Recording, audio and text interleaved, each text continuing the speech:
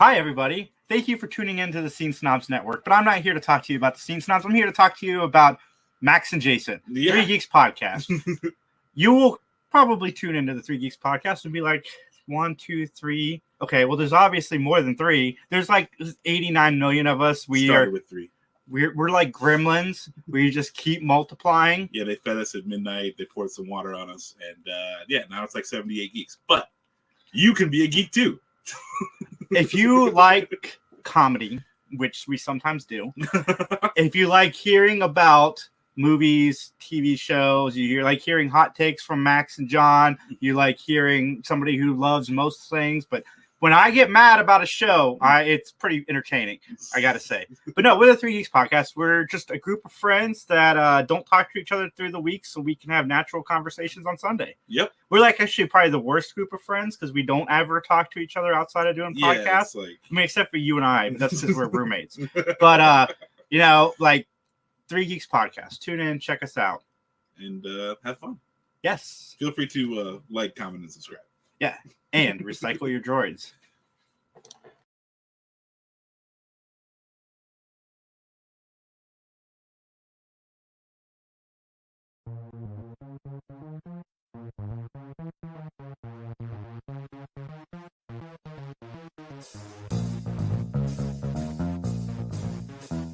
Hey everyone, it's John Orlando from the PVD Cast, and I wanted to take a few moments of your time to let you know where you can find the PVD Cast. The online home of yours truly, PVDcast.com, is a great place to go, but it's also available through all the major podcasting platforms like Apple Podcasts, Stitcher Radio, Spotify, etc. There's also live broadcasts of the PVD Cast every single week.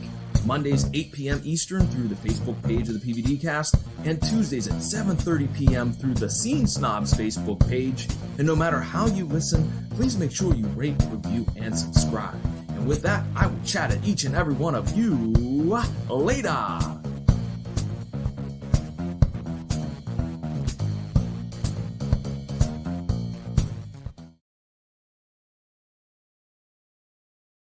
What's going on, everybody? It's the Scene Snob, McManhattan, and I'm here to tell you guys about the scenesnobs.com. We're a channel of variety, comedy, entertainment, geek-related, sports, the whole 9 yards. We cover almost every genre. And we have so many great shows to choose from. We have shows like the Scene Snobs Podcast, BTB Podcast, the Guapo Show, the Sports Snobs Podcast, the PVD Cast, Jeff Dwoskin presents Crossing the Streams, the Three Geeks Podcast, the Fandom Effect. We probably have the only Matlock-based podcast called Matt Talk, and we're introducing new shows all the time. We have new shows coming up like the Ear Hustling Podcast, this episode is brought to you Carpool by Shenanigans, Cookies, and of course Custom from Cookies some for nobodies, every occasion. Twitching Upstream and Talking Upstream. And by Matthews So Arcade. come on, check out the Arcade scenesnobs.com, enjoy it, and please leave KBC feedback. Shoes. Like, Feed follow, the flame. subscribe us, and just let us know what you think. We love to have all the interaction. So I again am the Scene Snob of Manhattan. Check out the scenesnobs.com. Hey, Follow Rich. us anywhere Hey, on social John. media Hey, at the wait. Scene Snob. Paul Banky And got we will talk to you disconnected, guys waiting soon. on a few Take other care. people, but there he is. Paul Banky's back. Paul Hey. Banky, we got Rich on. You don't remember Rich? What's up, Rich? How you been, Rich? Hi, Paul. How are you? This episode is brought to you by Kimball's Cookies, custom cookies for every occasion. And by Matthews Arcade, custom-built arcade games. And Kinesi Shoes, feed the flame.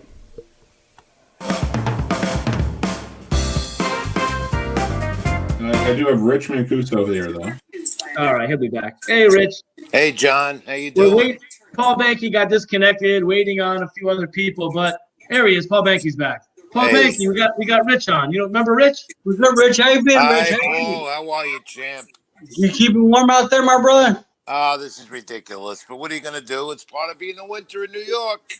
So, Mike, you know Rich Mancuso. He was on WFAN, Keep It in the Ring, the wrestling thing. He used to keep me up all night on Sundays, Saturday into Sunday, and he had a talk show about pro wrestling.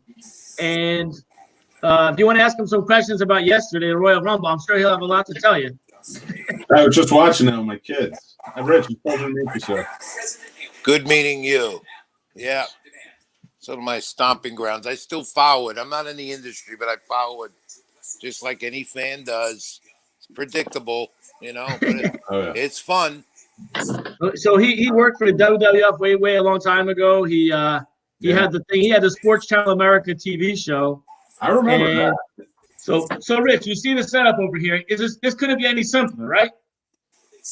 Well, this is nice. Yeah, it's It's beautiful. much easier to do than what I'm trying to do on YouTube. Impossible. So it's something to look into, John. Thank you. Yeah. So right. Rich, what are you doing on YouTube? I'm sorry for that. What you doing on YouTube? I'm doing a regular sports show live on Thursday nights, either 9 or 10 o'clock. We're just getting some of the kinks out, trying to get it going the right way, and hopefully build some momentum and get more people to watch and see where it goes, How long you been doing this? On and off the last month or so. But last week we finally got the first one under the wing for an hour. And hopefully this Thursday we'll get it going again live for an hour. Who's the guy? That's the computer guy, right? The guy who's on there with you is the computer guy, Joe, right? The guy that helps me out is a computer whiz. He does production stuff, photography, and he knows how to get things moving, through Zoom and YouTube. But this seems like a much easier way to get a show going. I might look into this. Yeah. So Mike, Rich might want to show. I think it's a good idea. He could get a lot of good guests too. Michael, Yeah, I have a lot of ideas. I want to get the fans involved, interact, comment, phone calls, and get my contacts in the media, athletes, former ones, present ones on the air with me, and they're all willing to come aboard. I just have to make sure it's done the right way. I don't want to make something look so amateurish that it's not professional. So, we'll get it right, and hopefully Thursday night we'll get it right again, and it'll even be better. Hey, Rich, so you say you had it out for about a month on your YouTube. How many views? You get a lot of people watching you? Oh, we didn't have that many last week, but between my followers and them catching on with my social media, Facebook, Twitter, Instagram, whatever, I'm hoping it could grow. I can't give a figure, but these shows are a hit or a miss. Everybody's doing them. Look, you guys are doing one now too. So the thing is, and not to sound egotistical about it, you got to know what you're doing. You got to have experience in the industry, which I do. I've done studio shows over the years, radio, TV, and now with the internet the way it is, everybody's doing one. But you want to make sure you do it the right way. Mm-hmm. And if you don't do it the right way, basically, guys, it's got to be different than what others do, so people will watch, because everybody seems to be doing the same thing now. Everybody's at home. Everybody wants to be a part of this business that I've been in almost 40 years. But to be successful at it, you got to do it the right way. If you don't do it the right way, it's just not worth the journey to do it. You know what? I had a YouTube page. I had it for maybe a year. I don't know how long I had it. Maybe a year. And I took it off because I had Evander Holyfield. I had Evander go by and I said, "Let me talk to you real quick, Evander. I got to do interviews." He looked at Paul. You do interviews? I said, "Yeah, but I do interviews." Well, you got to set up your. It's not easy to do, Paul. You got to set up your channel. You got to be good at technology, which I try to be, and I'm not. I always get help with it. And then you got to do the linking to it. And that's something I'm not good at. So you got to get the right help. Right. And then it'll grow, and you learn as you go along. So I had Evander Holyfield go by real quick, Paul. So I interviewed him, did maybe a minute and 10 seconds.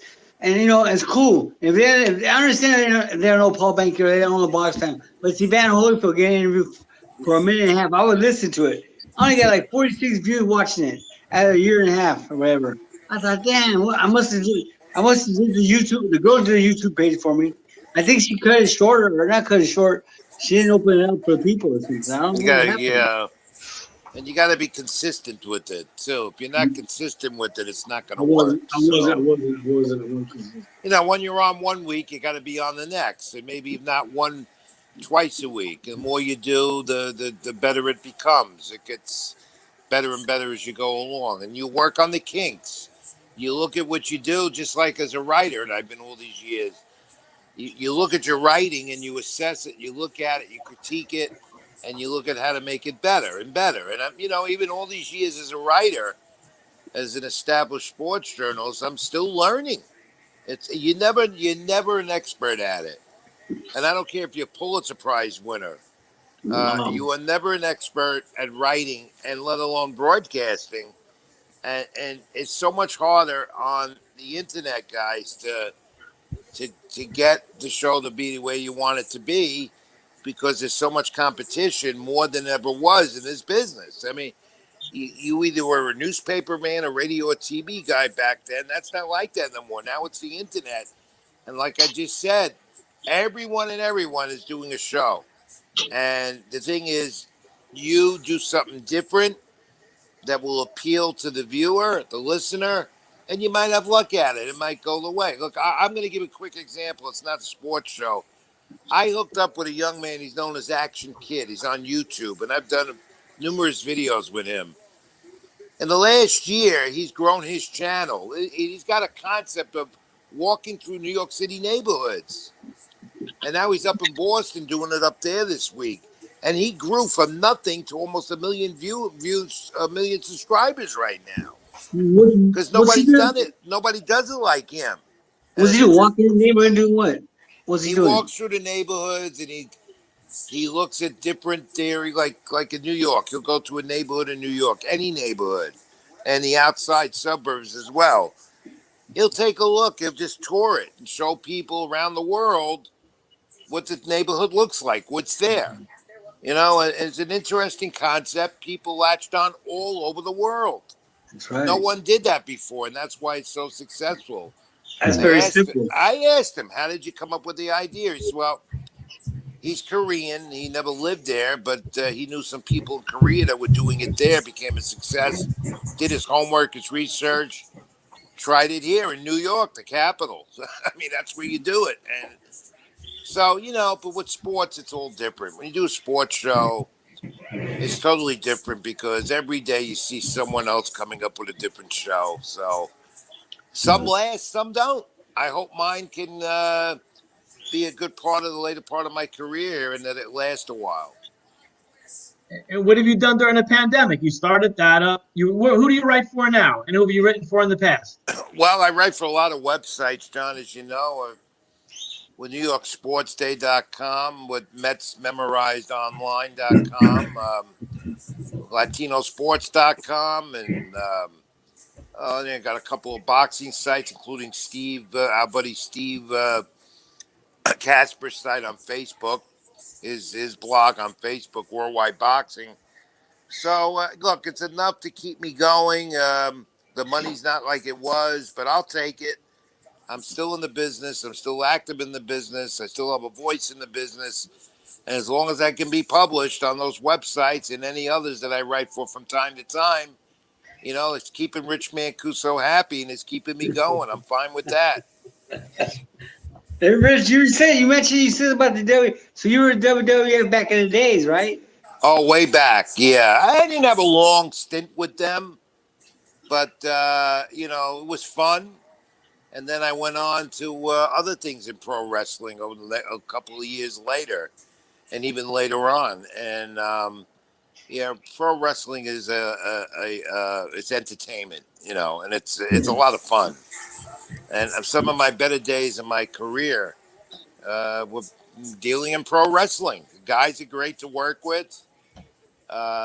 Things that go on behind stage, you don't want to tell the whole story.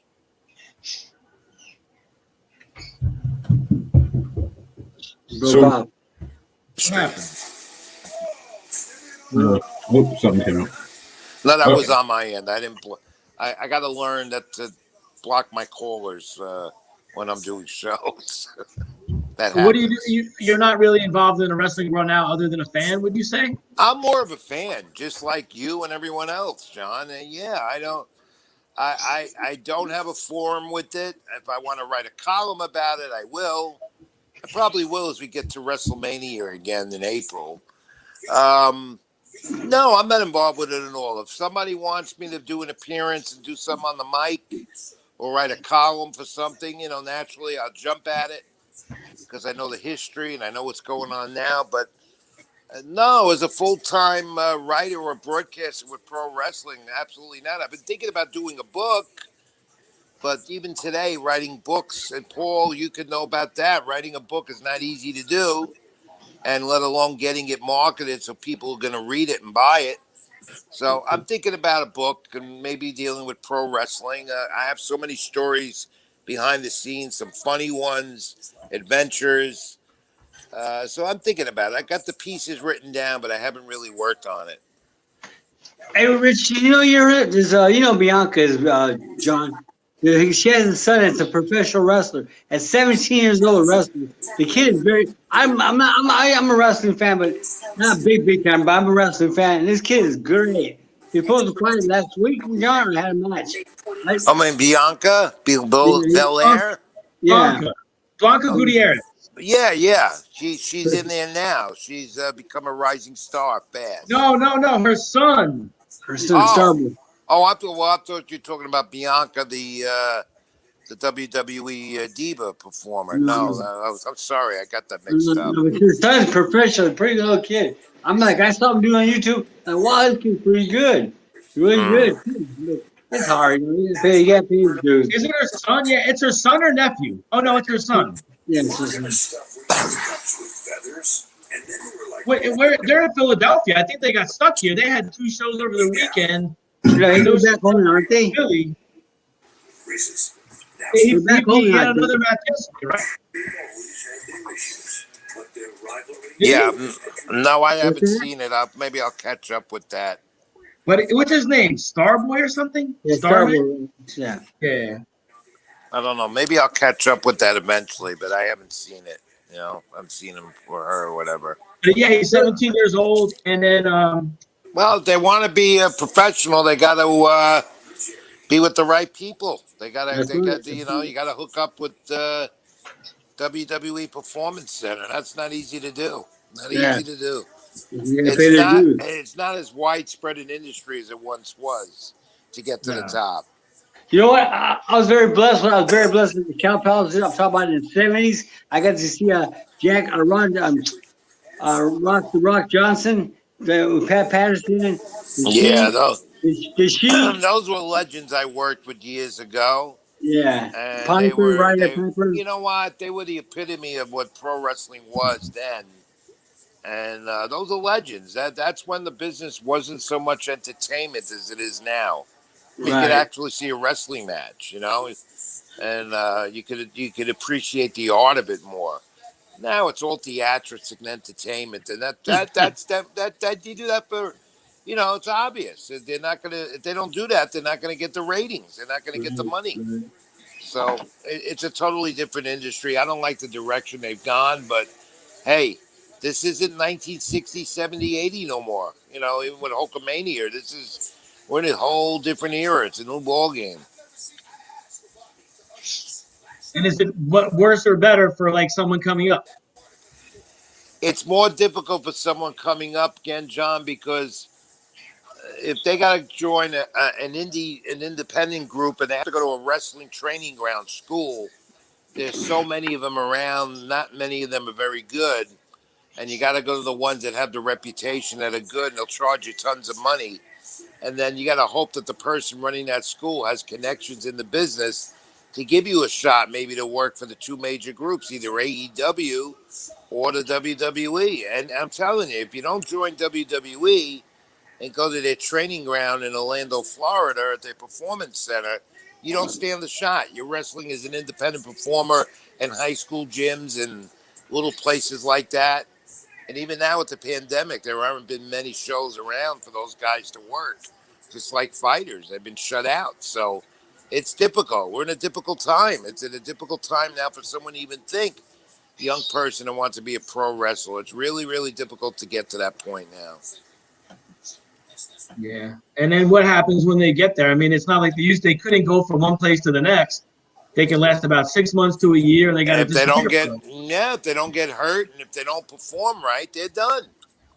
There's 2 things that'll either happen. Either they're going to get hurt, which happens a lot, or they just are not catching on with the audience, and you know, if you don't perform and you don't live up to expectations and you don't play to the crowd right, and you don't become one of those favorites where you're going to stay around that long, you better be looking at a different career. And I'll tell you, a lot of guys that have done that, and I know a lot of young people that have tried that and haven't succeeded, and now they become fans and they've given up their ambition or desire to be a pro wrestler.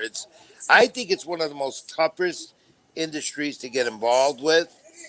Whether you work inside or outside, or whether you're a wrestler or performer, there's so much on your back, shoulder. There's such a demand to be perfect, and if you're not going to make it. And that happens to a lot of these young guys and even the gals that get into it now. That's very popular with females. You've had a better shot being a UFC performer or a pro fighter than you are as a pro wrestler. There's so many more pro wrestlers, or why? What's that, John?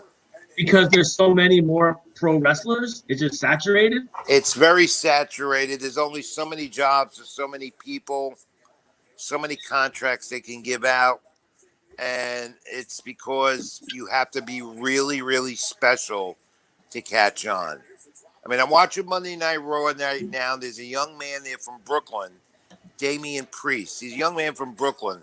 He's worked his way up the ladder. It took him a while, about 10 years or more to get there. But he's on Monday Night Raw tonight. I'm very proud and happy for him because he's good. He always wanted to be there. I worked with him years back on some independent shows when he was younger. And I said, you know what, kid, one day you're going to make it to the top. And there he is at the top right now. So that's his first time on? Yeah, first time on Monday Night Raw. He debuted at the Royal Rumble last night. So, but you know. Now what happens? What happens with someone like that? He's got his chance. He's there. What decides if he stays there, doesn't make it, kind of hangs on? Well, he comes in. See, John, he comes in with popularity already because he's been on NXT. That's their other promotion for the training ground guys. And they get the exposure every week on the USA Network on Wednesday night. So he's come in already with a push. He's already got that. He's known. He's popular. Now, on the other hand, a guy that hasn't done that is not going to get that type of push right away. It could take him 10 years to really get there. Now, for him to stay there, again, go back to what I said a little while ago. Can't get injured, and he's got to perform. He's got to show that persona and that continued ability to do what he did in NXT. And as far as I know, they're signing him to a contract to be a regular part of the roster now on Monday Night Raw, which stands well for this young man because he's still got a great future ahead. And they work basically as independent contractors under a contract, which I don't understand how that works, but that's what they do. They don't get health benefits. They're independent contractors, right? They're independent contractors. Yeah, they're considered independent contractors, which is another total issue altogether. So they're limited.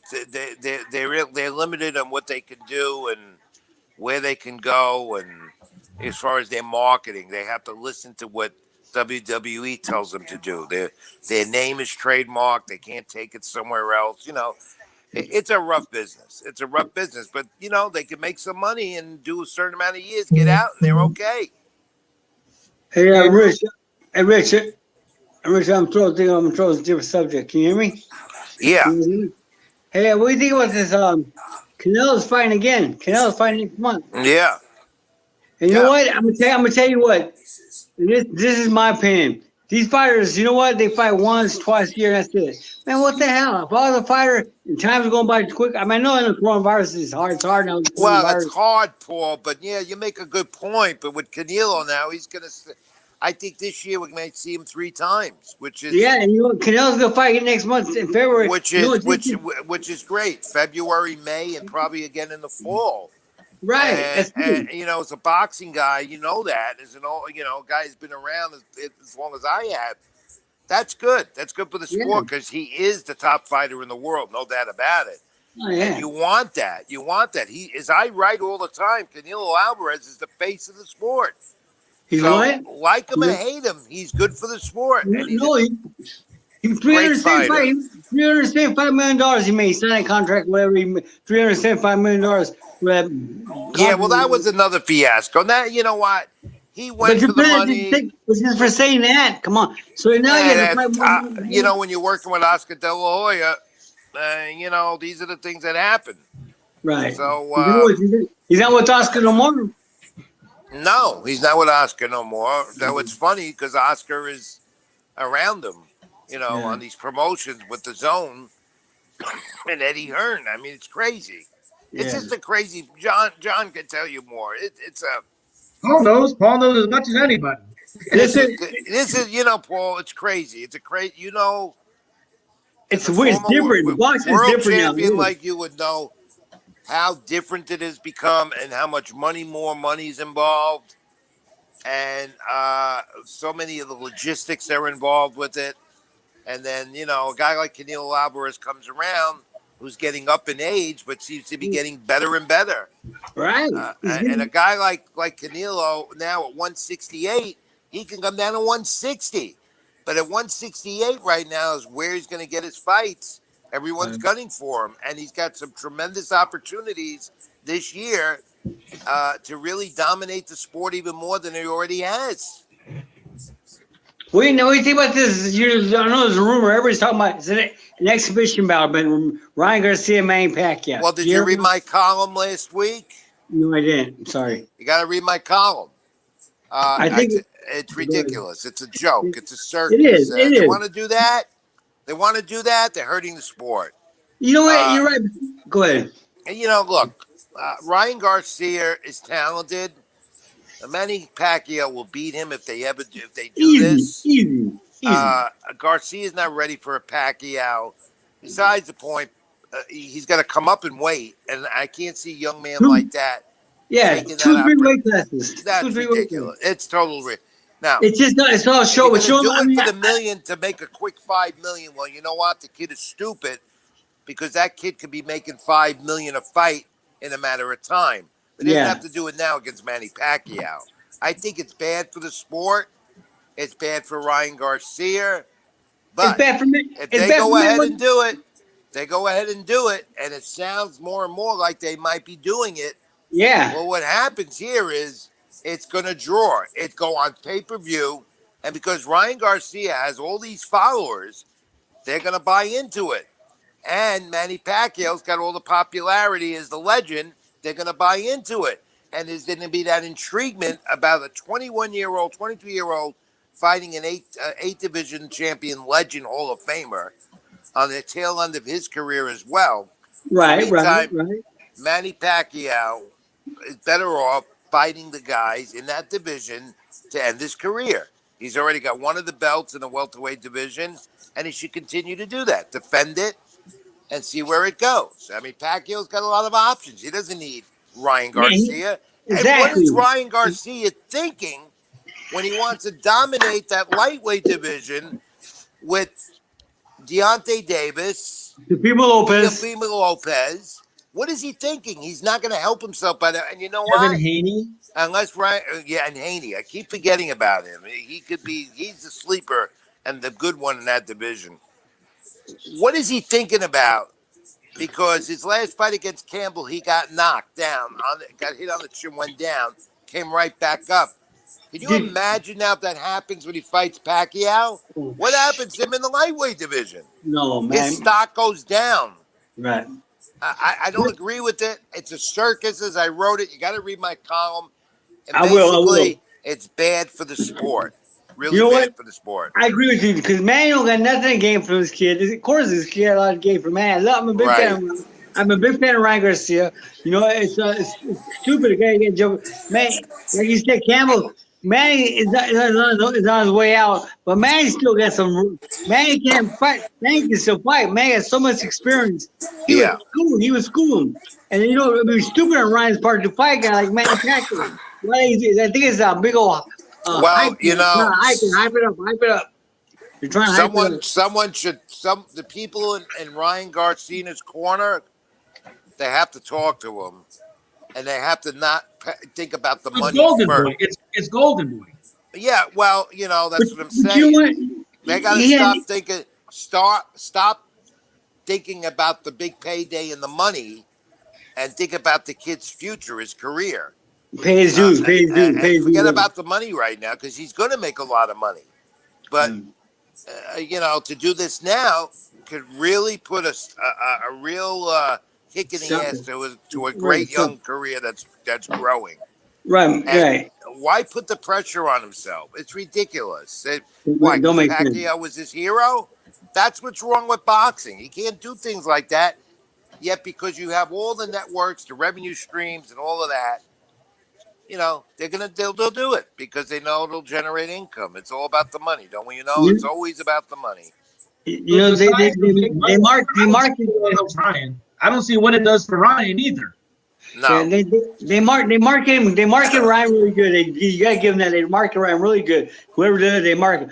But it's just so makes sense. Now listen real quick. Haley is like Devin Haley. I see him work out on YouTube. He looks sharp, great fighter. But who is? I think he's a great fighter. He looks good in the mitts, looks good doing the sparring. But who has he fought? I don't know who he fought. How did he win the title? I look at YouTube. It's a vacant title, right? And they fought for a vacant title. That's what we got to find out, Paul. In that division, it's a process of elimination and who could be the best. And I really do believe that the best in that division is Teofimo Lopez. And I'd like to see Lopez fight Deontay Davis. I really do. I want to see that fight. I don't think Teo's going to be able to stay in that weight too much longer. Though he's already outgrown. But they might. They better hurry up. You got to look at the fact that they want to make that fight, though. They want to make sure they can get people to be there, and you have a nice full arena to see it. And that's the problem confronting boxing promoters right now. Who said that today? Somebody mentioned that today, that they're going to wait until there's fans. Yeah. Who was that? You know what, John? The thing with that is you could wait another year, and then who said that though? Somebody actually said that today. Yeah, but then it could lose a lot of interest because It was a fight. Maybe Sean Porter and Crawford or something like that. Yeah, well, it's this case. Yeah. It's like the case with Spence and Crawford, and that fight may never happen because not only do you have logistics there and constant problems with PBC, Heyman, and Bob Arum, but you also have to have. That fight needs to have 50,000 people there, 50,000. Yeah, that's a Texas fight in front of 100,000 people. But you know what? You're not going to be able to do that now, and you probably won't be able to do that till next year. So, that fight then loses interest, and people want to move on. Fighters want to move on. I really do believe the sport right now is in a real bad predicament, and I really do believe the sport of boxing is in trouble right now, and the ratings are showing that on the networks, as well as the pay-per-view numbers. Except for that Roy Jones Jr., your buddy, and Mike Tyson, that drew a record, I couldn't believe it. 1.6 million. I can't believe it, and then again, it makes sense because of the popularity, the intriguement of Tyson, the popularity of that Jake Paul, whatever his name is. But, pay-per-view fights are not doing much at all. 250,000 buys or less, that don't crack it. That don't do it. Yeah, it doesn't make it. So, John, Paul, that pay-per-view revenue is one part of it, but the promoters make a lot of revenue on the gate, and that just ain't happening right now, and it may not happen until next year. But you would think automatically without a gate, the pay-per-view numbers have to go up just by default. That's not the case at all. I don't know what's going on. I really don't understand. Wait, Rich. You know what, Rich? I heard you. The main thing, like what you said, and it's the truth. They need an audience. We all know that. The audience, it sucks. You can't get these. So I went to the Spencer fight and Dan Garcia fight at the AT&T Stadium. It was I won't say empty. It was pretty busy, but not like it should have been. Well, you got to play. Well, because you get 12, 15,000 fans in a place that can pick 60,000 plus, 60,000 or more. Yeah. So that's why it looked empty. Then you social distance in them and all of that. Boxing's in a tough spot right now. What are they doing with ticket prices? I don't know if you guys saw this, but did you see what Super Bowl tickets cost? They're trying to make it up by gouging. They're trying to make it up, John, because they've lost so much revenue this year. Do you know what it costs for a certain Super Bowl ticket? Just I know. for the I ticket? paid $5,000. $8,500 for some seats. I know. So they're I basically know. they're trying to multiply what it would cost. If it would be 2,000 and it's 1 in 4 seats, they just jacked up the price of the one. Yeah, well, That's why I think they're donating the tickets to the first they responders. want to Nothing create to do their with the revenue stream, and John, all the sports are going through that right now. Every professional league is going through that. John said, Baseball, I mean, that's part of the problem with the players and owners and all sports right now is because there's no revenue stream with no one coming into the arena and the venues, and that's a major issue, and that's why Major League Baseball doesn't know yet what they're going to do, and you even got professional soccer going through that right now. They don't know when they're going to start their new season now because the players and owners are fighting over revenue streams. Well, there are probably a lot of guys overseas that probably can't even come back. That's the other part of it, and that's another thing why you might not see the heavyweight fight with Tyson Fury and Deontay Wilder here, or Fury and Joshua here. No, that won't be here anyway. That'll be overseas somewhere. that'll be at Wembley Stadium with 100,000 people. No, if they get over the virus over there, they seem to be never ending over there. So this ex-fan, Mike, what do you think about all this boxing? What do you think about that? What do you think, man? I mean, I gotta tell you, just from stepping back into it, like with the Mike Tyson fight, like it was hard to care. I didn't care about that Logan Paul kid. I don't care about him. I feel like he takes it out. Or was it Logan Paul or Paul? What is it? Jake Paul. Jake Paul. And Logan Paul. I think he's fighting Mayweather. There's two of them. Yeah, I don't know which one. Yeah, they moved that back. They moved it back. It was supposed to be. Wasn't it supposed to be now Mayweather and that Mayweather on there fighting Paul, right? One of the Pauls. That's taken away. Now they moved that back. They moved the date back because they probably can't get logistics. They can't straighten out how many people, medical clearance. It's probably all of that. That's the issue that everyone faces now when you're promoting. You know what my biggest problem with it is? It's remember that scene in Rocky when Apollo's looking for somebody to fight? I wouldn't know. I never watched a Rocky movie in my life, and that's the truth. Rocky 3 is great. I love Rocky 3. One Rocky movie, one scene of it. I don't believe in that phony crap. It's all phony crap. My favorite scene in all those. Good. I want to hear Mike go. What part? No, I was going to say when he's looking for it and he sees Italian Stone, it's like, it sounds like a damn monster movie. And I'm like, that's all this really feels like now. It's just like, this person versus this person. It's like, I mean, and when I heard Mike Tyson and Roy Jones couldn't knock each other out, I was like, is this boxing then? That was a fiasco. To me, that was a fiasco. I didn't even cover it. I didn't want to be bothered with it. Yeah, I had the intriguement about it. I was interested, but who wanted to see Mike Tyson back in the ring after all those years? I watched. Yeah, I mean, you were perplexed to see it. I don't want to see it again. I don't want to see it again. A lot of people, that's why it's so high, because a lot of people, they know Mike Tyson is old. They know Roy Jones is old. They know boxing's not around anymore. Well, it gives opportunities like you, Paul, to maybe get back in the ring and do a Legends fight. I'm going to get a hernia. I got a hernia in my stomach.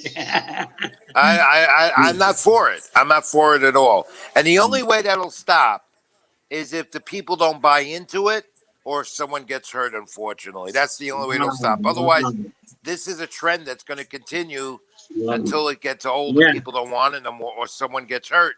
And I hope no one gets hurt. I mean, I don't want to see Evander Holyfield get hurt. Yeah. He's already hurt. He's already damaged. We know that when he speaks, he doesn't think right. I don't want to see that guy get hurt. I loved covering his fights. I loved the guy. I used to love dealing with him. I'm not for this. So I saw it once. I don't want to see it again. I saw how he said back there interview, or not interview, just went in the gym the other day, a couple of days ago, or maybe yesterday. He talked, or a couple of days ago, I guess, to James Toney. And James Toney called Mike Tyson out for the next fishing game. Well, there's got to be an end to it. But you know what? There won't be, like I said. And as long as the athletic commissions and the medical authorities say it's okay, they're going to do it. And again, it makes money. At the end of the day, it makes money. If it makes money, they'll keep doing it. John, like I just said, until the people don't buy into it no more, they'll keep doing it. And it doesn't make the sport look good. No, I don't. But we get no No. boxing right now. We get no boxing right now. You got to promote the superstars, the young guys that are making the sport now. Right. The legends had their day. This is not old timers' day at the ballpark. This is not the WWE legends that will get in the ring once in a while. And we're seeing that again more and more with Christian and Edge last night at the Royal Rumble. This is pro boxing. And like they say, right? You don't play boxing, right? Isn't that what they say? So, outsiders who come in, don't know what they're doing, think they know what they're doing just to make a quick buck. And there's no control over that.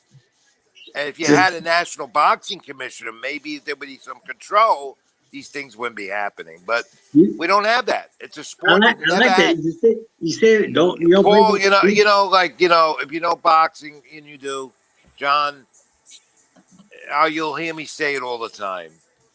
The sport will never have unification where they can do things the right way because it's an egomaniac-driven business. As also is the greatest sport in the world, and I'm a boxing guy to the end. But when you have a lot of greed and power and the money's there and more of it now than ever was, and they're quickly running out of that manpower, but let's face it, they didn't have the TV networks behind them. We wouldn't see fights at all. That's their big revenue stream. But I don't like the direction the sport is in right now.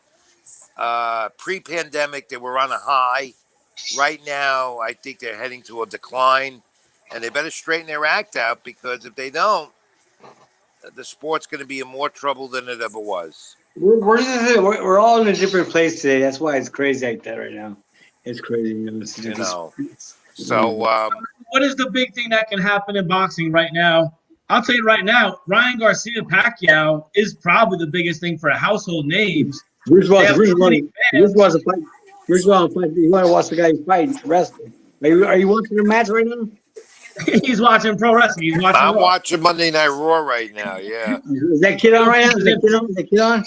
I'm trying to keep track of that as I'm talking to you guys. Monday night, I'm usually not. I'm focused in on Monday Night Raw. Was there ever a time you stopped watching wrestling, or you always watched it? No, I've always watched it. I could tell you, if I missed a Monday Night Raw episode or a SmackDown or any of the others, when I've been at the ballpark, when these telecasts come on, I make sure that I catch a rerun somewhere. I have a DVD where I could see it and watch it because, no, I never miss.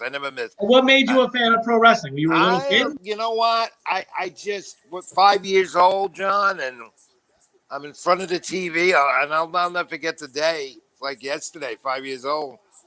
And I'm watching the old Capital Wrestling Corporation, which was then the WWWF, the Worldwide Wrestling Federation. And here I see a guy named Haystacks Calhoun, Bruno Sammartino, Gorilla Monsoon. I don't know what it was. Argentino Apollo. And it just, at 5 years old, I had to watch it. And early Saturday morning. And then as I got older, I got to watch it even more and more. Got more available. Always thought it was a real thing until I finally got into the business, and then I'm finding out. I couldn't believe what I saw. That was all. Wait! It took you couldn't figure out from TV that it wasn't real?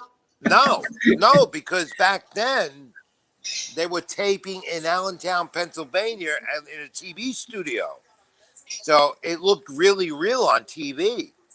And I'm not going to forget this, and I'll relay this story to you guys. And again, that's why I'm thinking about writing a book. I meet Gorilla Monsoon for the first time. I actually got in the business by Bruno Sammartino, let him rest in peace, and Captain Lou Albano. They got me. I met them by accident through someone else, and they were amazed at my history and my voice and my ability, whatever. And then I'm backstage at a show with Gorilla Monsoon in a local place in the Bronx, and I just happened to be covering there as a reporter at the time, and Bruno and Lou Albano was there, introduced me to him, and I mean, it's Gorilla straight out. I said, I see all the guys together backstage in a small place, and that ruined it. I said, that's not supposed to be. And now I'm still young then. I'm like 17 years old. All right. And then I see Gorilla Monsoon, who I admired, who I feared on TV because he was this big Manchurian giant. That's what they called him. And then I go to him. You guys are supposed to be enemies. You're all together. Is this real? And then he goes, give me your finger. I'll show you how real this is. And he tells me to take my 2 index fingers, and his forehead was like a road map. He said, now you tell me if these cuts were real or fake. So no, those were real cuts. I could see your forehead is pretty scarred up. And sure enough, I got the answer. It was entertainment, but that accidents do happen, and they do get cut, and they do get hurt. And then later on, as I'm getting in the business, then I'm finding out how it all works and see that these guys really go at it. And sometimes they do become enemies because something didn't go right in the ring. And it went on, carried to backstage, or one guy got hurt, wasn't supposed to get hurt. And then it was all about the money then, too. One guy's making more money than the other. Professional jealousy got them to really go at it in the ring. And I've seen I've seen guys really go at it. And they really fought for real. And they really did, because they were jealous of each other. And that blew my mind. That blew my mind, because it wasn't supposed to be that way. And then when they got backstage, the promoter is trying to get them together and say, hey, look, it's not supposed to be this way. Don't pull that crap again. If you pull it again, you're not here no more. So I learned a lot. I learned a lot about the business. I have a passion for it, always will. And that's why I still watch it. I've watched it evolve from one era to another. And you can't take pro wrestling out of me. I love it. Hey, Rich, you know what? I remember when you bring that up. I remember I got 20. It got to be over 20 years, 30 years, and it got to be in the 80s, 1980 or something. Back in the 80s, 2020 went on. When they had announced a ring announcer talking to wrestling. He asked the guy, "Is this real?" And the wrestling guy beat the shit. Oh, you mean Dr. David Schultz and John Stossel? You remember that? He walked up to it and he's talking to doing. Oh, you mean the John Stossel David Schultz interview?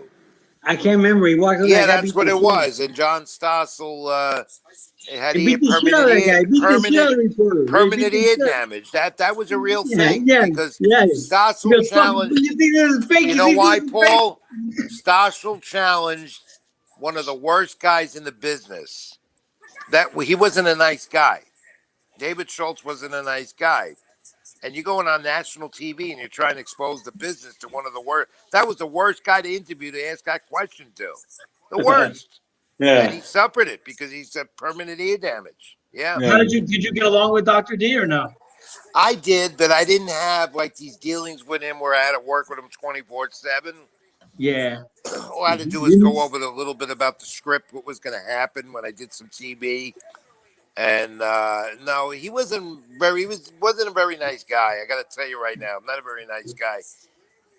And yet, most of the guys that I've worked with and met and worked with, just the greatest guys you'd ever want to meet. I had a lot of fun with them, a lot of stories, a lot of laughs. Who were your best friends in wrestling? Who were your better friends? I got to tell you, Big John Studd was one of them. Let him rest in peace. Terry Funk, who's still around, but he's not wrestling no more. I gotta go, guys. Yeah, he was great. And Bam Bam Bigelow was okay. Go, Rich. All right, Paul. We'll talk to you later. So things like that. Where did Paul? He disappeared again. But I met a lot of the guys were just great to be around. I mean, I gotta say that I can go on and on with some of the names that I could say, but became friends. The Iron Sheik, he was another one. Great guy, character, but a great guy. He's made a good living for himself in the internet age too, with the crazy posts. Look, he beat Hulk Hogan for the title. Nobody will forget that. No, he beat Bob Backlund. He lost to Hulk Hogan. Oh, he lost to Hulk. Yeah, but he had the feud with Hulk Hogan. That's what he had the feud with him. Sergeant Slaughter was a good friend of mine. Honky Tonk Man, George the Animal Steel. I mean, we're going back with the old guys. and became great friends. Some of them I keep in touch with from time to time. But but by all means, it's a part of my life and career that I'll never forget. And if I had to do it all over again, and I had a job in pro wrestling, I would never leave it. That's how much I enjoyed it. And what got you out of it, actually? So you kind of left, and what happened? Well, there's a time and place, and you got to move on. And it just wasn't working out no more for me, and I had to expand myself back into the sports world. And as a result, I'm happy I did, because baseball, and of course I was always a boxing guy, and I wanted to do that. And soccer, now you're back with soccer. Yeah, that too. And the opportunities to do pro wrestling just weren't there like they used to be. So it was time to move on, and at the time. But you know what? If I could have still been in with it, I would have still been with it, and retired in the industry. I would have stayed with it all my life. But you never really left. I mean, no, but not doing it the way I want. Where I would be like a full time and making the income with it. And in a way, John, I regret that, because it was a great part of my life, great part of my history, and people still remember my day on WFAN. They'll still say, I come across your shows are handled on YouTube. Sometimes a lot of my shows are on YouTube. And people still remember, hey, you're the one that got me involved in pro wrestling. I used to listen to you at 3 a.m. Keep it in the ring. That was my slogan. Who was the one? Bubba Ray Dudley always gives you credit for getting involved. Yeah, he does. Right? Yeah. Bubba Ray. You don't really know him very well, though, right? No, I don't. And that's I gotta track him down and get him on here with you. The ironic part of it is that I really don't know him that well. We missed each other at Johnny Rogers' gym many times in Brooklyn at his professional training school. He was at Gleason's. At Gleason's, but we never really worked together, and we never really bumped heads together, and yet he talks about me all the time. I'm dying to tell him. I'm dying to meet him. I'll find him somewhere. He's not the hardest. But what does he do now? Is he wrestling anywhere? He's trying to get jobs behind the scenes in the business, from last I heard, and he hasn't been successful at it. So, but that's a good wrestling. That's a good story there, But you know what? Both of them, the Dudleys, they made their money, and they knew where to put it in the right place. Yeah, and that's good for them, because these guys will have a long career. Their longevity is goes so far. And then when they get out of it, what do? If they don't start their own pro wrestling school, or write a book, or work on something about their history, what do? That's why I tell young people, you want to get into it, think about a career first, see where it goes then. And the same thing with a fighter, John. You tell them the same thing. No, you don't want boxing to be the only plan. No. I make sure that with everyone I handle, that this can't be it. There's only so many spots, I want this. If this goes bad tomorrow, we go right into plan B. Right. And I don't want you to need this, because if you need this, that's way too much pressure for anybody to have in anything, in entertainment, even like a singer or a comedian or a movie star, anything. It's never going to work out. Right. But let's wrap it up. We've been talking quite a while. And then Rich, let's do something really soon. Get a couple Mets guys. Doc is in Delaware, but we'll grab we can get one more guy for us, and we'll talk about the Mets. Well, we'll try and get Gio Gonzalez on with you. We gotta get Gio. He never reached out. Yeah. And then let's do one about soccer. I want to try to see who you got with the New York MSL club. To see what NYCFC has. Give me one guy. We'll get my uncle on, and then we'll have he was with the Cosmos, and I'm trying to track down Ricky Davis, which is not going to be that hard, I don't think. Right. Just a few times, so rather grab him, because that's a great sport. But we'll talk, and we'll do more. All right. It's been a real pleasure listening to you. Guys. Thank you. Keep it in the ring. Keep up the good work. Thank you, guys. Thank you, Rich. Okay.